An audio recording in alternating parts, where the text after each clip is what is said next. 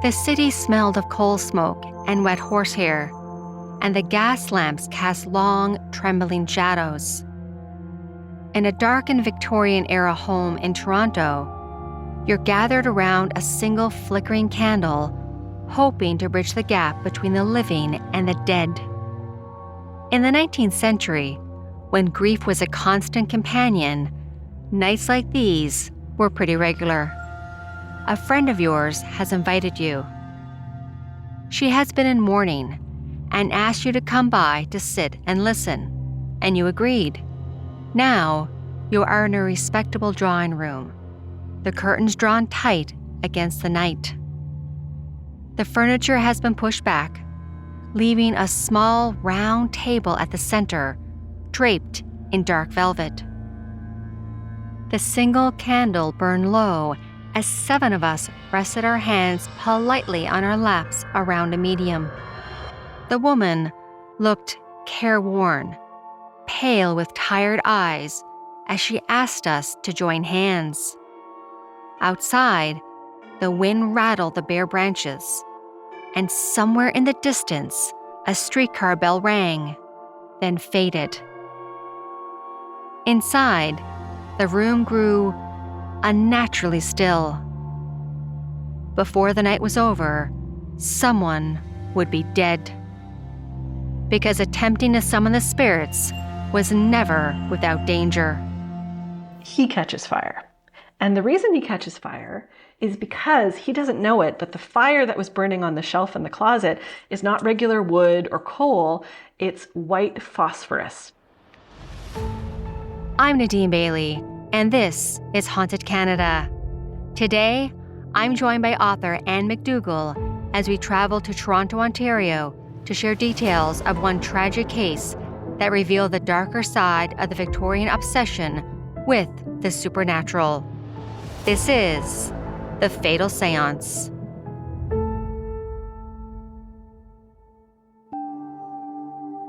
Long before Toronto became the bustling metropolis it is today, it was the ancestral home of the Huron-Wendat, Haudenosaunee, and Anishinaabe. The name Toronto comes from the Mohawk word Toronto, meaning where there are trees standing in the water. Over the centuries, the city has developed into a melting pot of diverse cultures and beliefs, some of which came with their own superstitions and a fascination with the afterlife. And nothing became more trendy across Canada and Toronto during the Victorian era than seances. Death was a constant presence. At the time, disease, industrial accidents, and infant mortality touched nearly every household.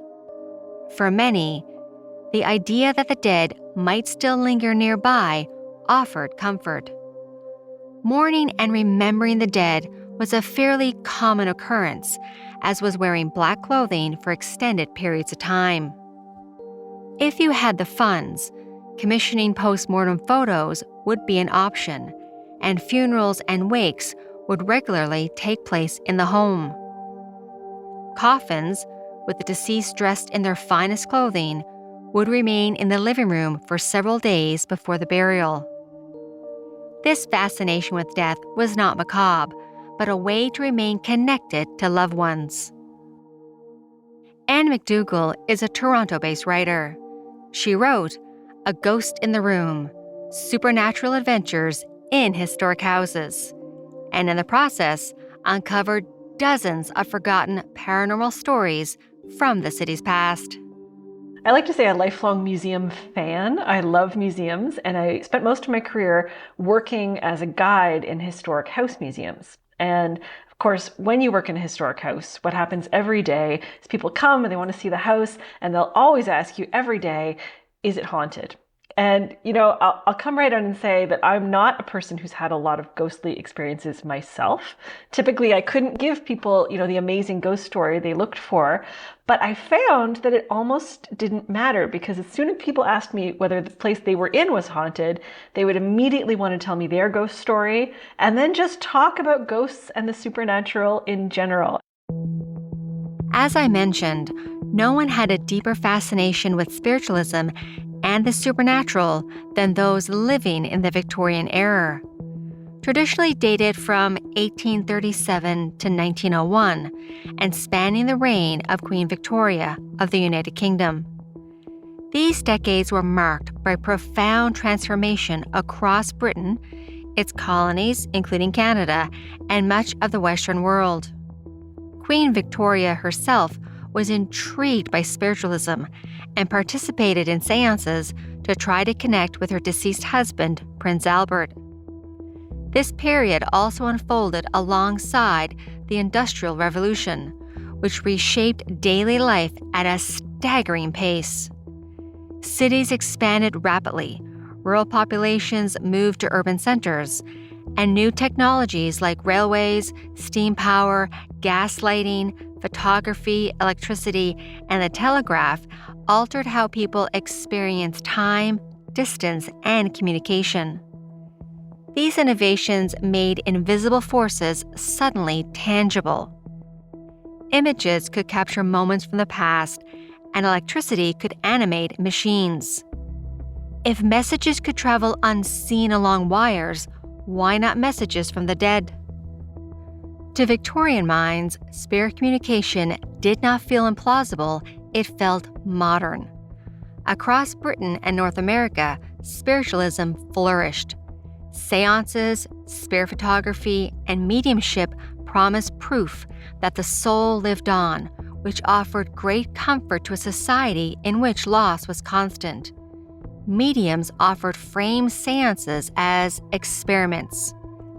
Spirit communications were tested with questions, coded knocks, and control conditions. Many believers argued that spiritualism would one day be proven by science, just as other once mysterious phenomenon had been. And soon, that belief became a form of entertainment as well, and with it came big business.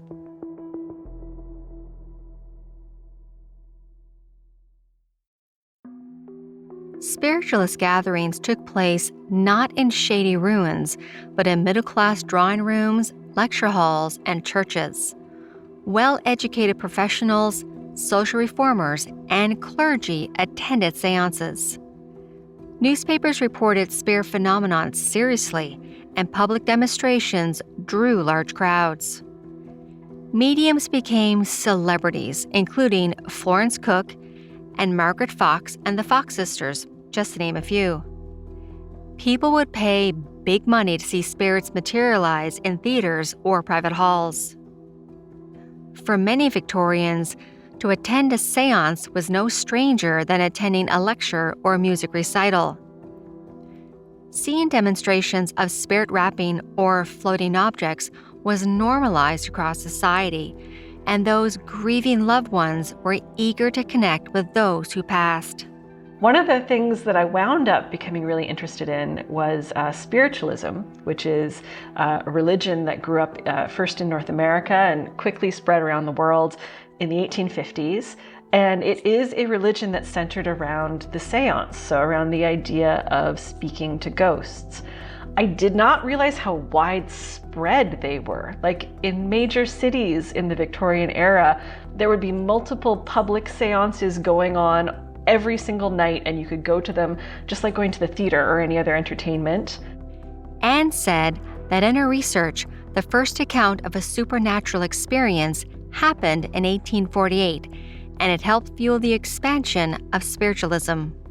It happened, there were two teenage girls who claimed to be speaking to a spirit in their home, which is not an unusual story, but in this particular case, it really started a movement. And that happened in Hydesville, New York, which is really close to Rochester. And geographically, that's right across the lake from Toronto. And so from the very beginning, you see people in Toronto practicing spiritualism, engaging in seances, and it really spread through Canada and the whole world, but very much through Canada quite rapidly. The movement spread quickly through Toronto, Montreal, Hamilton, Kingston, and Halifax, aided by railways, newspapers, and touring lectures. Prominent spiritualist speakers from Britain and the US regularly toured Canada.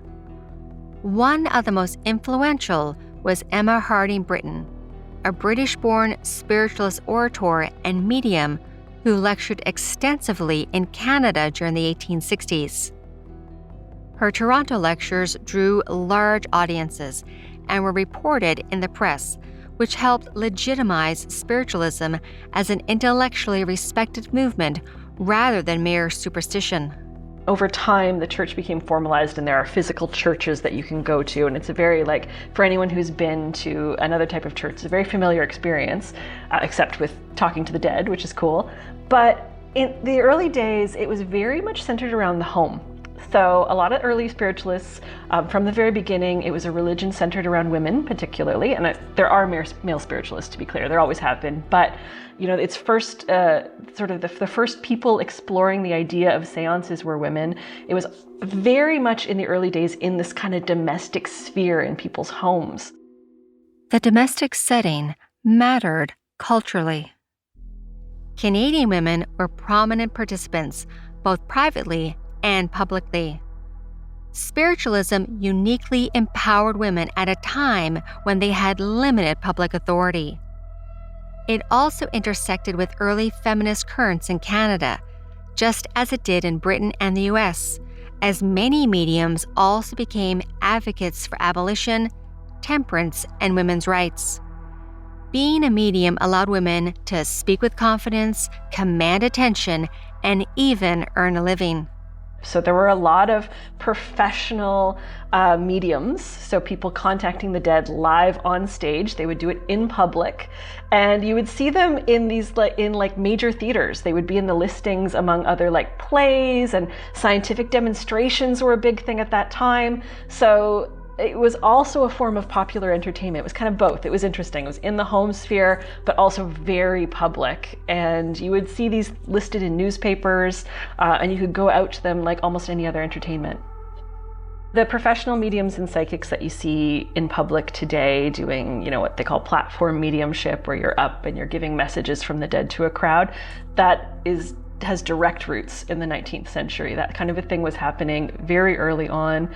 And if you look at census data and other data from the Victorian era, from the 1850s, 60s, 70s, there were huge numbers of professional mediums contacting the dead, leading seances, doing trance speaking, so where spirits were giving them messages and they would do public speaking. We're talking about hundreds of people doing this professionally from very early on. A typical seance was an intimate, ritualized event that included 6 to 12 people and blended middle-class respectability with controlled mystery. The rooms were drawn with heavy curtains, drawn to dim outside light, and men and women sat around a central round or oval table. Mixed company was still somewhat unusual in formal Victorian religious settings, so this reinforced the sense that spiritualism was progressive and modern. Lamps were turned low or shaded. The space was quiet and orderly, not theatrical. The medium then began proceedings with a prayer or moral invocation, often Christian in tone, to distinguish spiritualism from occultism or devil worship. After a period of quiet stillness, the paranormal phenomenon would begin, and it would include the table at the center trembling, turning, or lifting.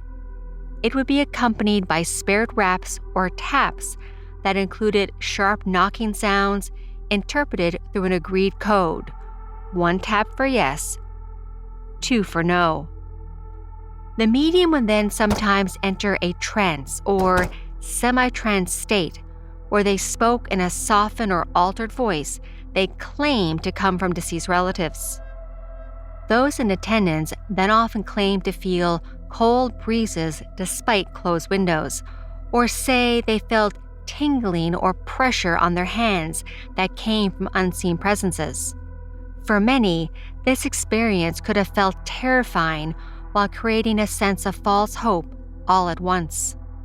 The smell of wax, the faint greenish glow of phosphorus, the sounds of knocking and shadows moving across the walls. Even skeptics can admit the emotional pull on people's hearts would have been powerful, although there were many. Now, I do want to mention that there, in this time period, was also a lot of suspicion and criticism around fraud, because by this point, plenty of people had been proven to be tricksters who were pretending to talk to the dead and not really doing it. So there was already a lot of controversy. Despite the criticism, spiritualism had very influential followers, including politicians. And we know from historical research that this is often quite true of seances. We know that Canada's political elite were quite interested in spiritualism. They were interested in the idea of contacting ghosts. There's some evidence that this was also true in the United States. There are some, for example, unsubstantiated reports that President Calvin Coolidge was holding seances at the White House. So it's like an interesting piece of history. Sir John A. McDougall was Prime Minister when spiritualism was widespread in Canada. It is reported that he attended at least one seance or spirit demonstration while in Ottawa, likely in the late 1880s, when spiritualist lectures and visiting mediums were common in the capital. William Lyon Mackenzie King served longer than anyone else as Prime Minister of Canada, and he was famous for consulting mediums and engaging in seances. So this is the 1930s. He gets into spiritualism and seances, but he was actually introduced to it by one of his female friends. And Mackenzie King, in general, fascinating guy. And one of the things that makes him so interesting and so unusual among Canadian prime ministers was that he's, a man of his period, incredibly powerful man, but most of his friends were female. He had a lot of female friends. And one of those friends was a woman named Mary Fulford, who was the widow of a Canadian senator, George Fulford. And George Fulford was this incredibly successful businessman. He ran this empire selling iron supplements. And she, after his death, had inherited his gorgeous house, which is now a museum called Fulford Place, that's well worth a visit. And if you go to Fulford Place, actually, you can visit the room, the actual room where Mackenzie King attended his first seance. From then on, he consulted mediums for guidance on personal and political matters. King believed in spirit contact and the guidance of the dead, blending this with his meticulous record-keeping and decision-making. Mary Fulford, she herself was not a politician. She was his friend. And when he came over to her place one day as a friend, she brought him into, it was actually her dressing room, which is this beautiful little space. And she introduced him to a medium that she had been working with named Etta Wright. And she used the medium to try to contact her dead husband, who she missed dearly, and other friends. And that drew Mackenzie King into this world. You can even say he had a private obsession with the supernatural and kept detailed diaries of seances and spirit communications, especially after the deaths of his mother and close friends. Agnes MacPhail was Canada's first female member of Parliament, and she openly attended seances and spiritualist churches and believed in communication with the dead. In many ways, spiritualism helped shape and influence many Canadian public figures. That is despite the fact that seances could be dangerous. In her research into Toronto's supernatural past, Anne encountered many strange accounts, but one stood out against all the others, and it could be the first recorded death linked to a seance in the city. The year was 1874, and the headline in the Globe and Mail newspaper read, "The Fatal Séance." That October, a 31-year-old man in the prime of his life became deeply interested in spiritualism. His name was John Saunders, and he attended multiple seances across Toronto. He wasn't just curious, he was in mourning, having recently lost a friend. In his grief, the ability to communicate with the dead fascinated him. He started attending them around town. And again, these were a public thing. Anybody could go, there were lots happening. And it actually notes in the article that Saunders says he was sort of interested because when he went to these seance rooms, he spotted a lot of prominent local figures there. And I wonder if in this case, seeing these sort of local trusted, prominent people might have lent some credibility to John Saunders, because he kept going back, and he says he was very clear that he wasn't completely convinced, but he was interested. So he started going to seances at this specially built space above a clothing store on King Street here in Toronto. And this space was apparently beautiful, and it had what's called a spirit cabinet built into it. And this cabinet was like a separate space where a medium could go during a seance, and according to the medium, it would both sort of protect them and amplify their spiritual energy so that they could bring through messages from the dead. After attending a few seances, Saunders became drawn to a medium known as Walker. And Walker's thing, that's the only name we know, his last name Walker, was that he would fall into a deep trance, he would breathe heavily, and then eventually he would give messages to the attendees from their dead loved ones. And people seemed to find him convincing enough, but John Saunders does note that Walker would also chat with people before the seance and kind of get some details, and those details seemed to find their way into the messages, so he was like a little suspicious. Despite his misgivings, Saunders was interested enough to accept a unique invitation. He and Walker got to talking, and Walker convinced him to come to a private seance at a nearby hotel. So John Saunders and Walker go to a hotel at the corner of Front and John Street here in Toronto. They go into Walker's room, and this is just an ordinary hotel room, but it has a closet. And Walker says, okay, I'm going to use this closet as a makeshift cabinet, medium like spirit cabinet. I'm going to go into it, and what I want you to do is write any questions that you have for the dead on strips of paper. I'm going to bring them in with me, and you are going to get the answers to the questions written in the air in light. And this is a thing that you don't always see, like in horror movies when they show you a seance. You don't get a sense of how like visually wild they were and spectacular, but it wasn't like someone just doing platform mediumship and giving messages now. Like they were often lights and things flying around and musical instruments. Like seances in this period were actually pretty wild to attend by all accounts. Like things would levitate. It was a lot. So Walker promises that John Saunders will see the answers to his questions written in light, and he also promises that he might see his friend, like the ghost of his friend, appear in front of him. And Saunders had a specific friend he wanted to talk to, so this was like really, really appealing to him. So they put out all the lights. The lights were extinguished, and Walker stepped into the closet. Saunders heard heavy breathing, the signal of a trance. Moments later, a glowing face appeared in the darkness. It resembled Walker more than the deceased friend Saunders hoped to see, so he was a little suspicious. And so he asks this spirit that's appearing in front of him, will you speak? And the spirit's mouth opens, and it looks like he's about to answer, but then John Saunders hears this horrible groan, like this terrible sound, and then he hears Walker's voice calling for help. Saunders opened the door to find smoke billowing out. Walker was lying on the floor inside the closet as flames leaped up around him.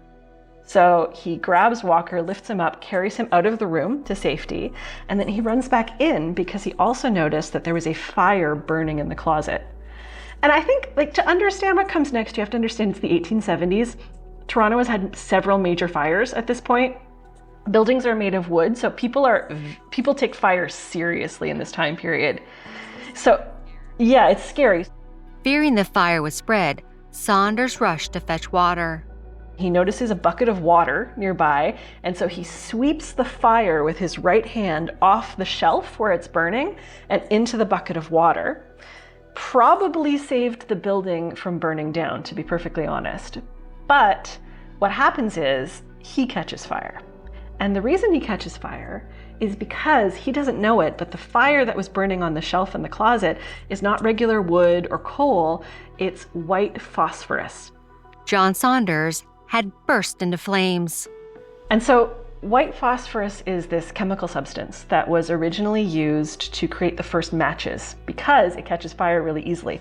But when it's not on fire, it glows. Like it has this sort of greenish glow, like think of a glow stick. That's kind of what it looks like. So if you were a dishonest fraud medium, which Walker probably was, white phosphorus would be great for creating a glowing face in the darkness. You just have to rub it on your own skin, or probably to create letters out of light. The problem, though, is that white phosphorus is incredibly flammable. It catches fire and it stays burning. It's very hard to put out. In fact, it's actually used now in modern munitions, like in war, because it will light up a battlefield very effectively. It glows, it burns, but it's horrible for humans. Like if it touches human skin, it will sink into the skin, right down to the bones, still burning. It will cause deep burns. It's very toxic. In fact, the stuff is so horrible. If you get it on you and it's burning, even if you put out the fire, it can sink into your body and then reignite later, and you can suddenly catch fire again. Like, white phosphorus is nasty.